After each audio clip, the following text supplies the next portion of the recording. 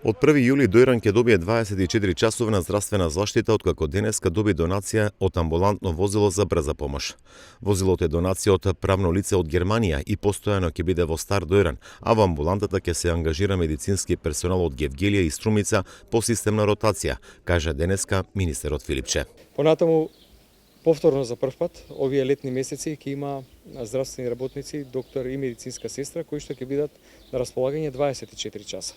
До минатата година тие работеа само во 2 смени и тоа го правиме заедно во соработка со болницата во Гевгелија и здравствениот дом во Струмица. Ќе се направи тим на лекари и понатаму ќе се организира систем на ротација.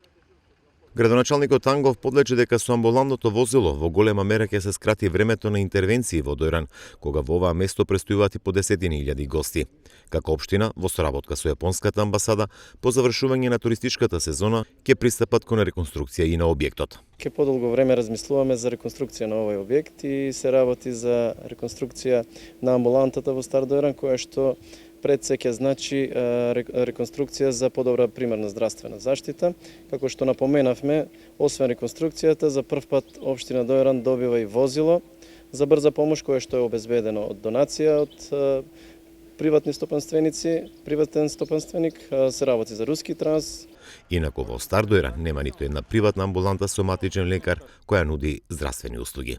Проблемот со Дојран е специфичен и е практично идентичен со проблемот со кој што се соочуваме и во другите мали места, каде нема доволен број на жители за да биде местото атрактивно, да матичните лекари тука отворат овој ординација.